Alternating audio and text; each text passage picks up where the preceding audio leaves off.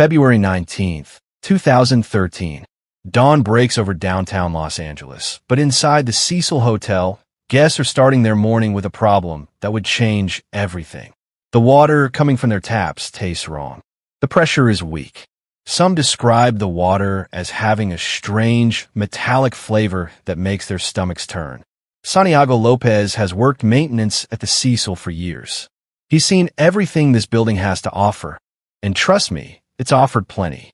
But on this particular morning, as he climbs the 15 flights of stairs and then scales the ladder to reach the rooftop water tanks, he has no idea he's about to make a discovery that will haunt him for the rest of his life. The Cecil Hotel has 4 water tanks on its roof. Each one holds 1,000 gallons of water that flows through every room, every shower, every kitchen sink in the building. Santiago approaches the first tank, the one that's been giving trouble. He removes the heavy metal hatch and peers inside. What he sees floating face up in the water will replay in his mind every single day for years to come. It's a young woman, her body naked, her long black hair fanned out around her like ink in water. Her clothes, her watch, her room key, all floating beside her in the dark water that guests have been drinking, bathing in, cooking with for nearly 3 weeks. But this story doesn't begin on that rooftop. It begins 3 weeks earlier, when a 21-year-old university student from Vancouver decided to take a solo trip through California. She was bright, creative, passionate about writing and photography. She documented her journey on social media, sharing pictures from San Diego's zoo, excited about her adventure through the Golden State. On January 28th, she checked into the Cecil Hotel. She was supposed to stay for just 3 nights. The hotel staff moved her from shared room to a private one after other guests complained she was keeping them awake. They said her behavior was disturbing. January 31st would be the last day anyone saw her alive. Security cameras captured her movements through the hotel corridors. But there's one piece of footage that would transform this missing person case into something that captured the attention of millions around the world. From minutes of elevator footage, from minutes that would be watched, analyzed, theorized about, and dissected by everyone from professional investigators to internet detectives. From minutes that would raise more questions than they answered. When the Los Angeles Police Department released that footage to the public, hoping someone might recognize her or have information about her disappearance, they had no idea they were about to unleash something unprecedented. The internet exploded. Theories multiplied faster than authorities could investigate them. Everyone had an explanation for what they were seeing. But here's what gets lost in all the speculation, all the theories, all the viral videos and conspiracy documentaries. This was a real person. A daughter who called her parents every day of her trip until suddenly the calls stopped. A student who was passionate about her studies and her writing. A young woman who struggled with something that millions of people struggle with every day. The Cecil Hotel sits in the heart of Skid Row, downtown Los Angeles. For decades, it's been home to people who have nowhere else to go. Budget travelers, long-term residents, people fighting their own battles with mental health, addiction, and homelessness. The building has witnessed more than its share of tragedy, but nothing quite like what happened in 2013. For 18 days, guests drank that water. They brushed their teeth with it. They showered in it. Some complained about the taste, but most just assumed it was typical for an old downtown hotel. Nobody imagined that their complaints about water pressure would lead to a discovery that would make international headlines. The question that investigators, mental health experts, and yes, internet sleuths are still debating today is not just what happened during those missing 18 days. It's how our society responds when tragedy becomes entertainment. How social media can both help and hinder real investigations. And how we can learn to tell the difference between seeking justice and feeding our own fascination with the unexplained. This young woman wasn't a character in a horror movie. She wasn't a puzzle to be solved by amateur detectives. She was someone's daughter. Someone who had dreams, fears, struggles, and hopes for the future. Someone who deserved better than to become the subject of wild conspiracy theories and exploitative content. Today, more than a decade later, the case officially remains closed. The medical examiner ruled it an accidental drowning. But the questions haven't stopped. The theories haven't disappeared. And the lesson about how we consume and share information about real tragedies is more relevant than ever. Over the next 20 minutes, we're going to walk through what really happened at the Cecil Hotel. We'll separate fact from fiction, examine the evidence without sensationalizing it, and try to understand not just what occurred, but why this case continues to fascinate us more than 10 years later. Because the real mystery isn't what happened in that elevator or how someone could end up in a rooftop water tank. The real mystery is what this case reveals about us, about how we process tragedy, how we seek answers, and how we can do better when real people's lives hang in the balance. What you're about to hear is the complete story, told with respect for everyone involved, based on the official investigation, expert analysis, and a commitment to understanding rather than exploiting one of the most discussed cases in modern true crime history. February 13th, 2013, 12 days after she was reported missing. The Los Angeles Police Department is running out of leads. They've searched the hotel. They've interviewed staff. They've canvassed the neighborhood. The trail has gone cold. Detective Mike Garcia stares at the stack of security footage from the Cecil Hotel. Hours and hours of grainy surveillance video. Most of it shows nothing useful. Residents coming and going, the usual activity of a downtown hotel. But there's one clip that stands out. For minutes and 8 seconds of footage from the 14th floor elevator. At 3:57 p.m. on January 31st, the elevator doors open. A young woman steps inside. She's wearing a red hoodie, black shorts, and sandals. She carries herself with the casual confidence of someone exploring a new city. This is the woman they've been searching for. She presses not one button, not two, but multiple floor buttons. Her finger moves quickly. 4th floor, 7th floor, 10th floor, 14th floor. The elevator should start moving, but it doesn't. The doors remain open. She waits. Then she does something that makes Detective Garcia lean forward in his chair. She steps closer to the elevator doors and peers out into the hallway. Not casually, but carefully, deliberately, like she's checking to see if someone is there. She steps back into the elevator and positions herself against the side wall, as if trying to hide from view. She's no longer the confident traveler who entered the elevator moments before. Something has changed. Something has frightened her. What happens next is what made this footage go viral across the globe. Still standing in the elevator, she begins moving her hands in ways that seem unusual. Her fingers move in patterns that don't match any conversation, any phone call, any normal human interaction. It's as if she's responding to someone or something that isn't there. The hallway outside the elevator is empty. The security camera shows no one approaching, no one hiding, no one there at all. But her behavior suggests she's interacting with someone the camera can't see. When the LAPD releases this footage to the media, they're hoping someone will recognize her behavior, her clothing, something that might help locate her. They have no idea they're about to ignite a global phenomenon. Within hours, the video is everywhere. YouTube, Hajichi, Facebook, Twitter. The view count climbs from thousands to hundreds of thousands to millions. Everyone has a theory about what they're seeing. Some say she's being followed by someone the camera can't capture. Others suggest supernatural involvement. The theories range from the plausible to the impossible, but they all have one thing in common.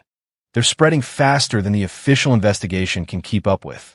But while the internet debates and theorizes, her parents in Vancouver are living a nightmare. Their daughter, who called them every day of her trip, has been missing for 2 weeks. The viral video everyone is analyzing shows their child in what appears to be distress, and they're watching strangers dissect every movement, every gesture, every second of footage. February 19th, 6 days after the video's release. While the world continues to debate what happened in that elevator, guests at the Cecil Hotel are starting to complain about something else entirely. The water pressure is weak. The water tastes strange. Some guests describe it as having a metallic, unpleasant flavor. Santiago Lopez, the maintenance worker, makes his way to the hotel's rooftop. The building has 4 large water tanks that supply the entire hotel. If there's a water pressure problem, It's likely coming from up here. He's worked on these tanks before. He knows the system. He climbs the ladder to the first tank. The heavy metal hatch is slightly ajar, unusual but not impossible. Maybe another maintenance worker forgot to secure it properly. He lifts the lid completely and looks inside. The water is dark, but not empty. Something is floating near the surface. At first, his mind doesn't process what he's seeing. It's too unexpected, too shocking. Then reality hits him like a physical blow. It's her, the woman from the elevator video. The missing person whose face has been on every news channel, every website, every missing person poster in the city. She's been here all along, in the water tank, while guests complained about the taste of their tap water, while the internet created theories about supernatural forces, while her parents waited for news. The phone call Santiago makes to 911 changes everything. Within minutes, the Cecil Hotel is surrounded by police cars, ambulances, fire trucks. The media, already fascinated by the elevator footage, descends on the scene like a swarm. The investigation that follows reveals details that make the elevator footage even more haunting. The water tank where she was found is difficult to access. The rooftop is locked. The tank itself is heavy, requiring significant effort to open. The water level inside is high enough that getting out would be nearly impossible once someone fell in. The autopsy results, when they come, offer some answers but raise new questions. Cause of death: accidental drowning. But the toxicology report reveals something significant. She had been prescribed multiple medications for bipolar disorder and depression: Wellbutrin, lamotrigine, quetiapine, dexedrine-spansule, and venlafaxine. However, only traces of some of these medications were found in her system. What the viral video doesn't show, what the conspiracy theories ignore, is the real person behind the mystery. She was a university student who wrote honestly about her struggles with depression on her blog. She had recently been diagnosed with bipolar disorder, which can cause unusual shifts in mood, energy, and behavior. The young woman who entered that elevator had been traveling alone for days, documenting her journey through California. She had visited the San Diego Zoo, taken pictures of the ocean, shared excited posts about her adventure. But by the time she reached Los Angeles, something had changed. Hotel staff had moved her from a shared room to a private room after her roommates complained about her behavior. What they witnessed, what made them uncomfortable enough to request a room change, was likely the beginning of what mental health experts would later identify as a psychotic episode. Bipolar disorder has two phases: an emotional high phase called mania and an emotional low phase called depression. During manic episodes, people can experience psychosis, especially if they're not taking their medications properly or are under stress. The elevator footage that captivated millions wasn't evidence of supernatural activity or foul play. It was documentation of a young woman experiencing a mental health crisis, alone, far from home, in a moment when her grip on reality was slipping away. February 20th, 2013, the day after the discovery. The Los Angeles County Coroner's Office receives a case that will challenge everything the public thinks they know about this tragedy. Dr. Lakshmanan Satyavajaswaran, the chief medical examiner, begins what will become one of the most scrutinized autopsies in recent memory. The external examination reveals something that contradicts many of the wild theories circulating online. There was no evidence of physical trauma, sexual assault, or suicide. The body shows minimal signs of injury, only a small quarter-inch abrasion on her left knee. But it's the toxicology report that tells the real story. No alcohol or illegal drugs were found in her system. However, traces of her prescribed medications, lamotrigine, quetiapine, venlafaxine, and bupropion, were present, but at extremely low levels compared to the prescribed dosage. What this means is critical to understanding what happened. She had been prescribed a carefully balanced combination of medications to manage her bipolar disorder, but she wasn't taking them as prescribed. The levels in her system were far too low to provide the stability these medications are designed to create. Let's go back to the beginning of her journey. When she started her solo trip through California, she was excited, optimistic, sharing photos and updates with friends and family. But as the days passed, something changed. Her blog posts became more introspective, more troubled. Meanwhile, investigators are trying to solve a puzzle that has captivated the internet. How did she get to the roof? The roof can be accessed by an exterior fire escape ladder and an alarm door. The maintenance man used the door, but it appears she did not, since the alarm was never activated. Pedro Tovar, the Cecil's chief engineer, explains there were only 4 ways to reach the roof.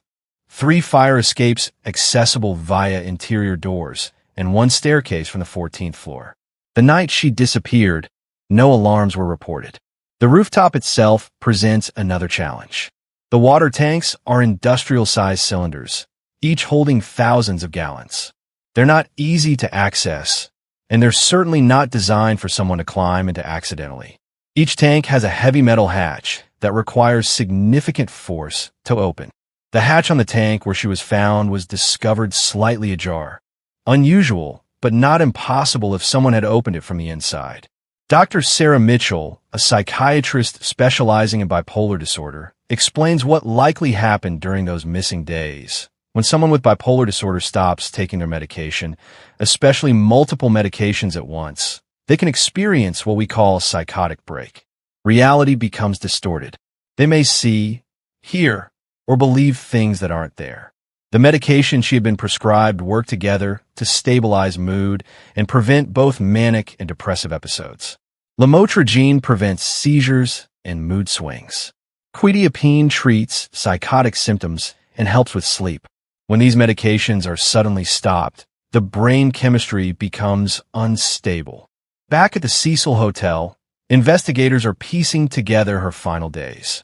Security footage shows her checking in on January 26th, initially cheerful and engaging with staff.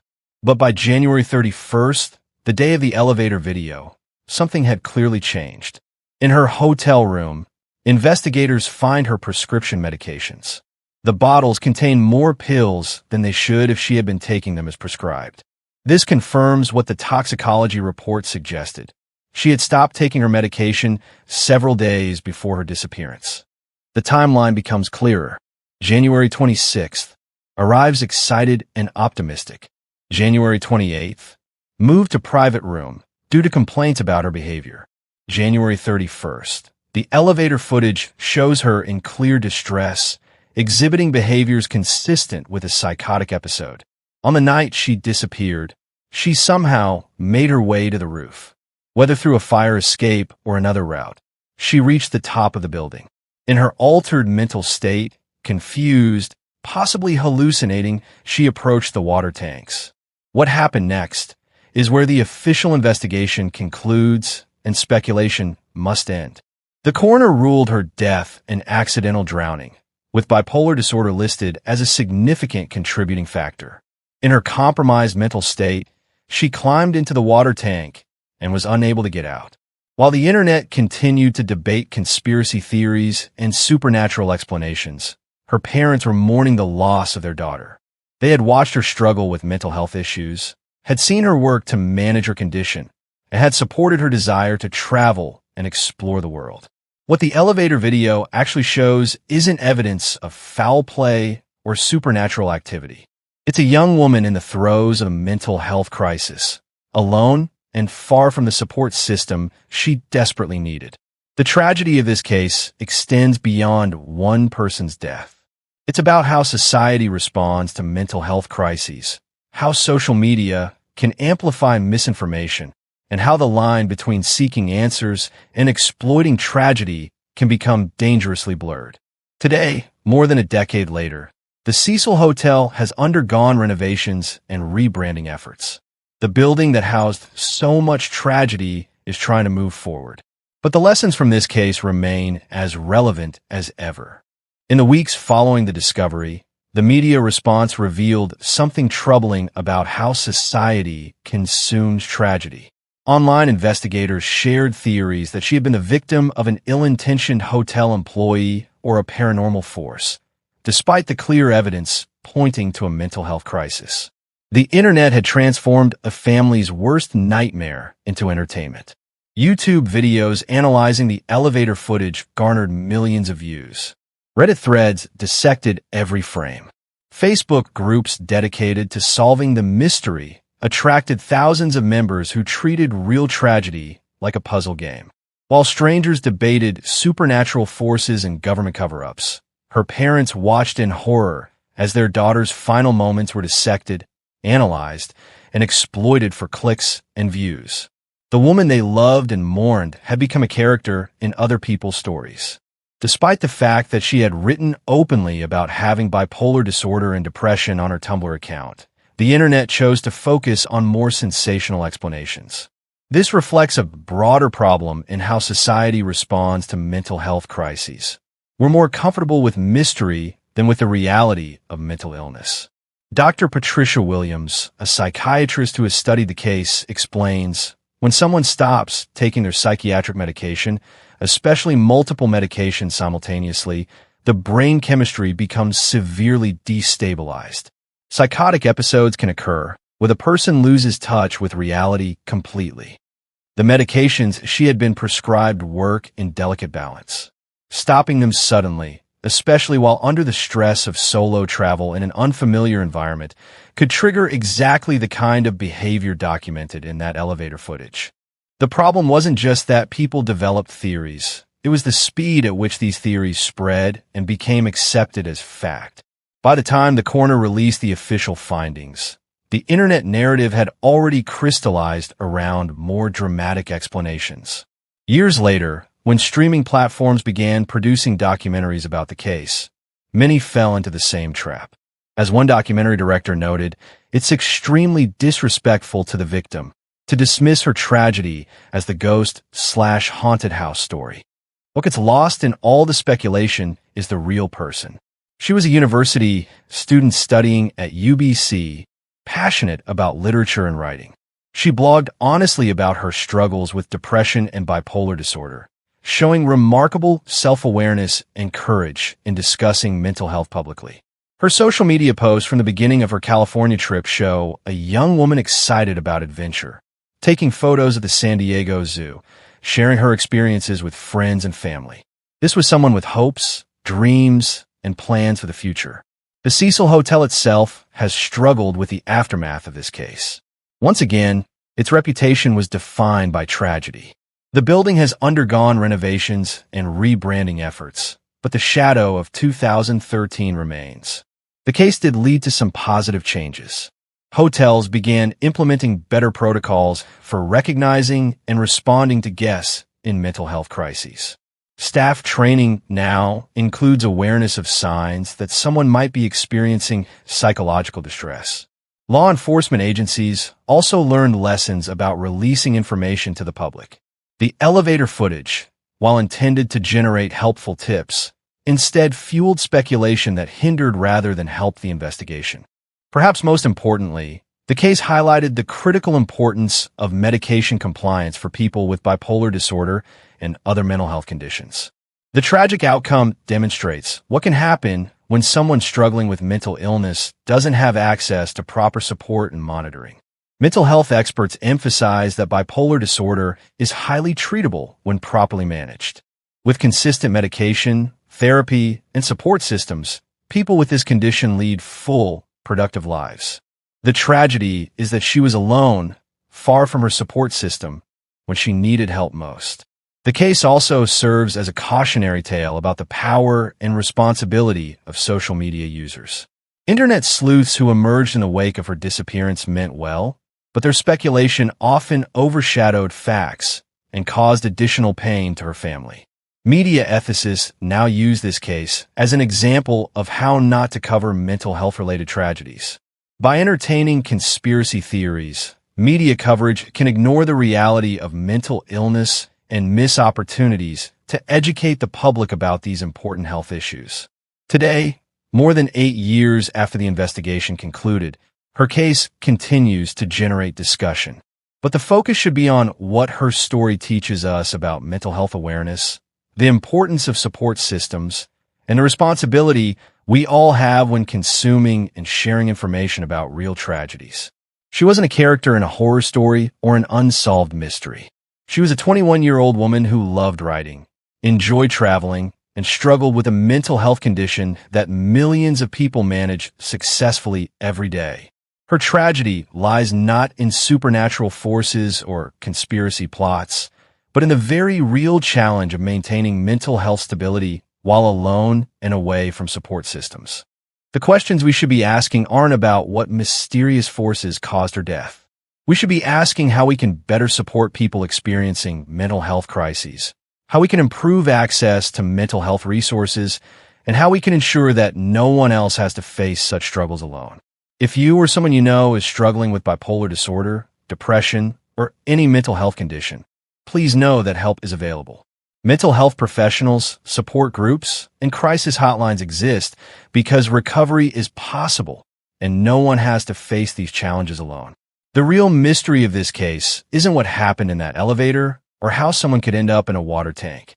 The mystery is why our society is more comfortable creating elaborate theories than facing the simple, tragic reality that mental illness can be devastating when left untreated. Her memory deserves better than conspiracy theories and sensationalized documentaries. It deserves honest conversation about mental health, compassionate support for those who struggle, and a commitment to ensuring that tragedy like this becomes less likely, not more entertaining.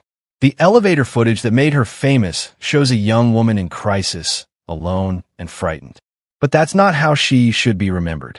She should be remembered as someone who tried to live fully despite her struggles, who had the courage to travel and explore the world, and whose death can teach us to do better in supporting others facing similar challenges. That's the real story of what happened at the Cecil Hotel in 2013. Not a mystery to be solved, but a tragedy to be learned from. Some mysteries remain hidden, but not forever. Subscribe for more stories that will leave you questioning everything.